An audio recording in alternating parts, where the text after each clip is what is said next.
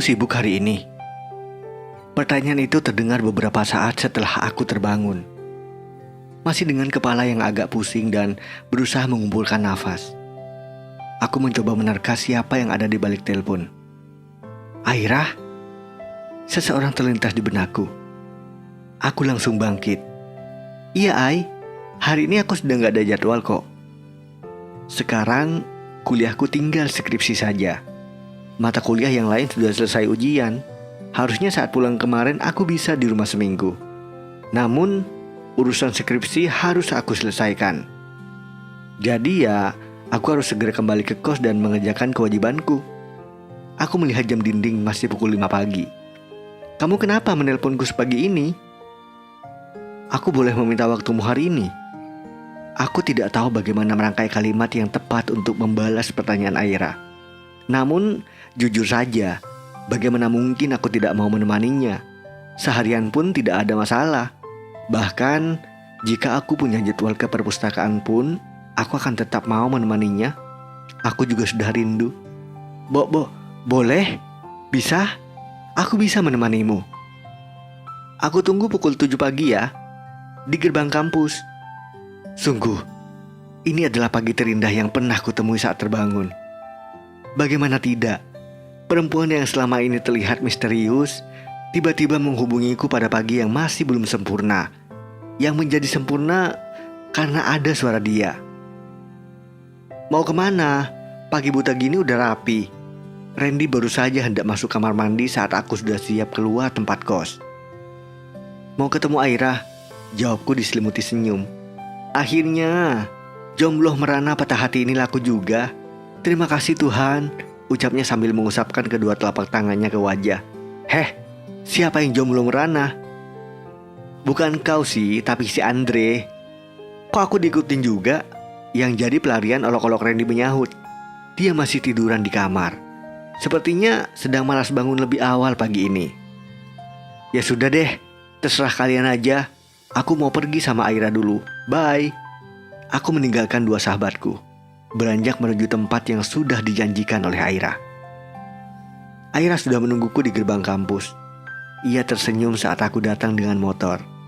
Senyum itu adalah hal yang membuat kebahagiaan pagi ini bertambah lagi. Aku membalas senyum Aira, memamerkan gigiku seperti anak kecil yang sedang menunggu hadiah dari seseorang. Terima kasih sudah datang. Kita berangkat sekarang? Kita mau kemana sih? Tanyaku.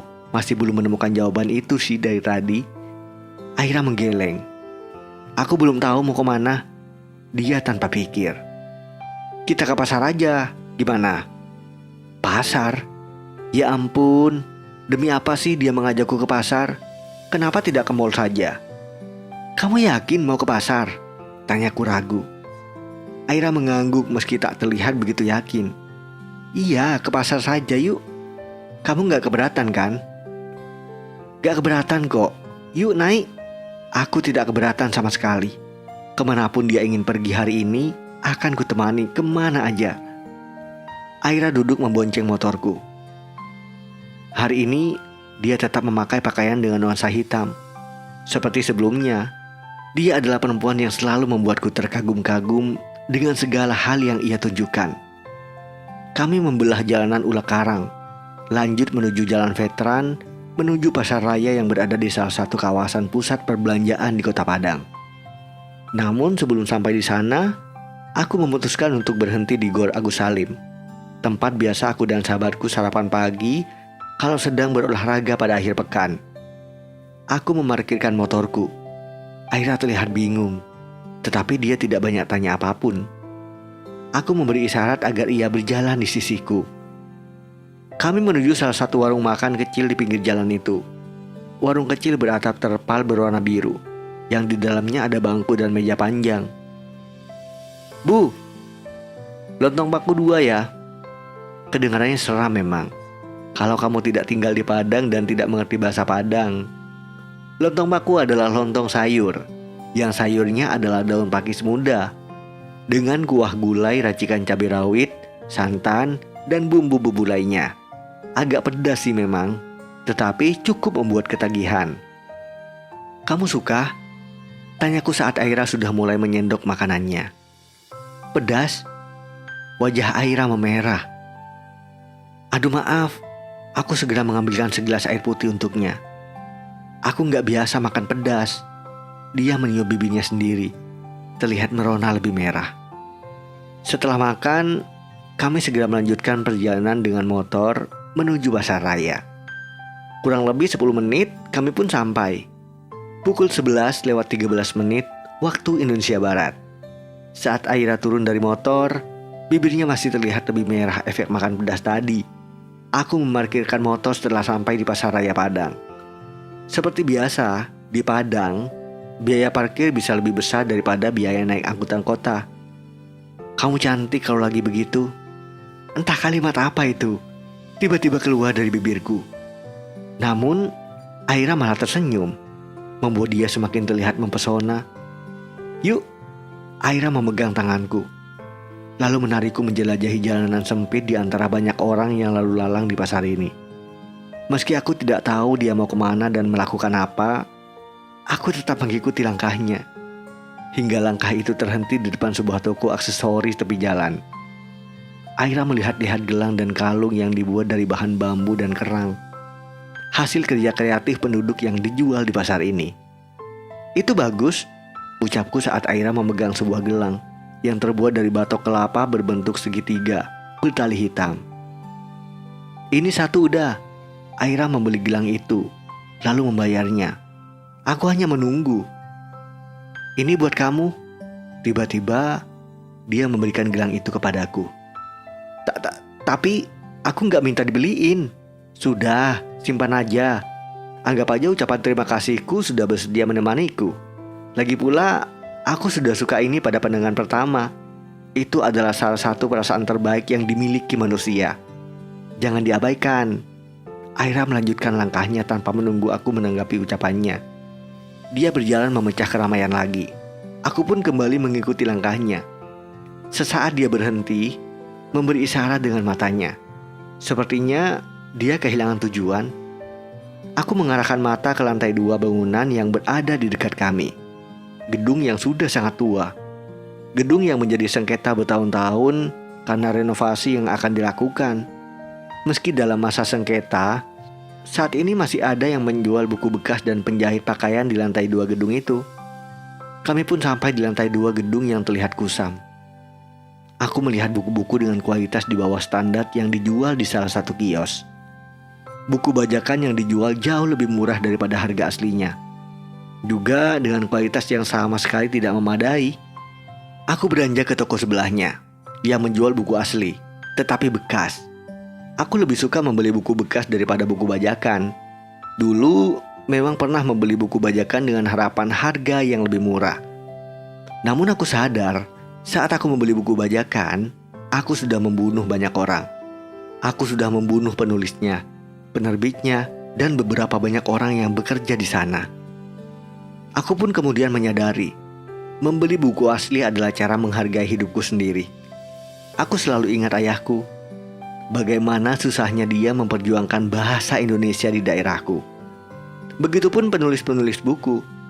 Mereka memperjuangkan agar kehidupan perbukuan tetap hidup, agar orang-orang tetap bisa membaca. Bahkan, ada mereka yang mempertaruhkan karirnya hanya untuk menulis buku. Dan sangat menyedihkan sih, jika hasil usaha mereka kita bunuh dengan membeli buku bajakan. Kesalahanku di masa lalu, biarlah menjadi kesalahan. Aku tidak akan mengulanginya lagi. Karena kami memang sedang tidak berniat membeli buku, aku dan Aira meninggalkan kios buku itu. Aku melihat jam tanganku, pukul 2 siang. Aira terlihat bingung saat aku bertanya selanjutnya kami akan kemana. Kami pun berjalan menuju bioskop yang hanya berjarak kurang dari 300 meter ke arah kanan seberang jalan gedung toko buku. Tadinya aku bermaksud mengajaknya nonton. Namun, tidak ada film yang kami sukai yang tayang hari ini. Hanya ada film lama yang bahkan sudah pernah muncul di televisi. Family Karaoke, pukul 13:01 ya. Akhirnya, aku mengajak Aira ke tempat karaoke yang berada tidak jauh dari pasar raya, ke arah jembatan Siti Nurbaya. Seperti permintaan Aira, hari ini aku pun harus membuatnya bahagia. Aku berusaha, agar hari ini berjalan sebaik mungkin. Aku tidak tahu apakah dia mulai merasakan apa yang aku rasakan. Rasa bahagiaku muncul saat dia mengajakku berjalan seharian ini. Meski tidak tahu pasti dia suka menyanyi atau tidak, aku nekat saja membawanya ke sini. Aku hanya tahu diam-diam saat denganku dia suka bernyanyi dengan suara pelan. Gayung bersambut. Aira ternyata memang suka bernyanyi. Dia menatapku penuh senyum. Hari ini, di mata Aira, aku menemukan sesuatu. Sesuatu yang bersinar. Kapanpun mimpi terasa jauh, oh ingatlah Menjadi salah satu yang kami nyanyikan dengan sepenuh hati. Meski dengan suara yang ala kadarnya, aku merasa senang bisa melihat wajah Aira seperti ini. Dia terlihat lepas dari segala kemisteriusannya. Sesekali, Aira tertawa mendengarku yang salah lirik saat bernyanyi. Aku memang tidak terlalu bisa bernyanyi. Biasanya juga hanya bergumam. Lagu-lagu yang kami nyanyikan ini adalah lagu-lagu yang dipilih Aira. Lagu yang kebanyakan masih baru bagi telingaku dan terkadang aku hanya tahu iramanya. Aira lah yang menyadarkanku kalau ternyata ada makna yang dalam dari lirik lagu Sayap Pelindungmu, milik The Overtones ini. Usai bernyanyi dan bergembira, kami melanjutkan petualangan, mencari makan karena rasa lapar sudah mulai menyerang. Aku membawanya ke sebuah rumah makan spesialis ikan bakar di kawasan Jalan Khotib. Sepanjang perjalanan menuju rumah makan, Aira terdengar mengulang lagu yang tadi dia nyanyikan. Sampai di tempat makan dan memesan 2 porsi ikan gurami bakar, kami langsung menyantapnya. Setelah cukup merasa kenyang, aku membawa Aira pergi menuju suatu tempat. Tapi kukatakan, aku punya tempat khusus yang belum pernah dia kunjungi. Panorama Sitinjau Lawi, pukul 16.58 waktu Indonesia Barat. Kenapa menatap mataku seperti itu? Tanyaku kepada Aira.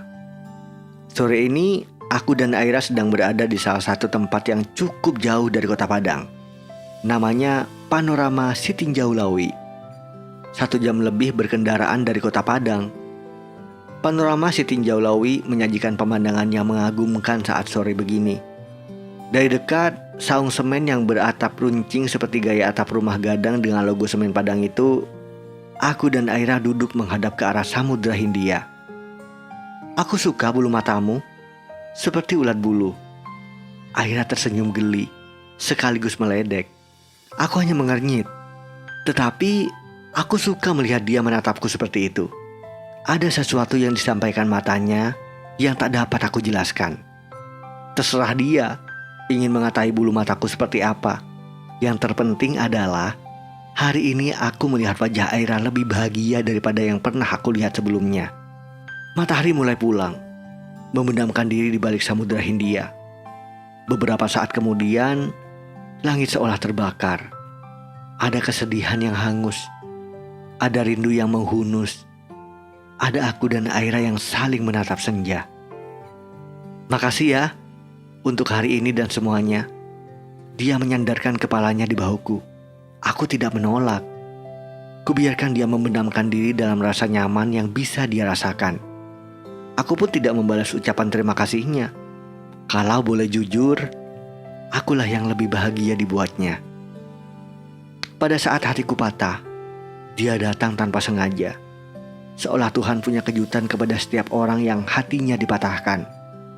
Pada saat aku merasa kehilangan harapan karena tidak bisa menemuinya lagi, bahkan saat aku belum tahu namanya, Tuhan menghadirkan dia di acara wisuda putri. Akulah yang harus berterima kasih kepadanya karena telah memberiku rasa syukur kepada Tuhan atas pertemuanku dengannya. Ada yang memberontak di dadaku yang minta dikatakan. Namun, aku berusaha menahannya. Kulihat Aira sedang nyaman menikmati senja di bahuku. Senja yang indah, bisiknya. Tetapi aku mendengarkan dengan jelas. Seperti kamu. Bisikku dalam hati. Dia tidak akan mendengarnya. Cukup aku dan alam yang berada di sekitarku yang tahu bahwa Aira memang diciptakan Tuhan sebagai salah satu perempuan terindah yang pernah kutemui. Bahkan yang paling indah yang pernah kutemui. Senja meninggalkan laut.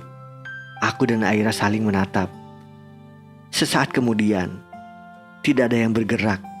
Tidak ada yang bergerak selain bibirku dan bibir Aira yang bergelut malu-malu.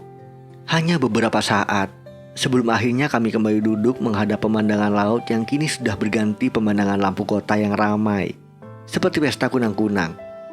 Kami seperti dua orang yang sudah tidak tahu lagi apa yang harus kami bicarakan. Aku hanya melihat Aira tersenyum. Senyum yang sama pun kuberikan kepada Aira. Kulihat jam di lenganku pukul 7 malam. Sudah saatnya kita pulang, ucapku kepada Aira. Apa waktu kita sudah habis? Kalimat yang terucap dari bibir Aira itu menggetirkan dadaku. Entahlah, aku juga tak mengerti kenapa tiba-tiba saja rasa getir itu hadir. Aku berusaha tersenyum, mencari kalimat pembalas yang tepat atas kalimat Aira. Kita akan selalu punya waktu. Hanya itu yang mampu kuucapkan. Beri aku waktu 7 menit lagi untuk menatap lampu kota itu, pintanya. Aku hanya mengangguk. Andai dia tahu, jangankan 7 menit, kapanpun dia ingin datang ke tempat ini, aku akan menemaninya. Karena bersama Aira, bahagia itu terasa nyata.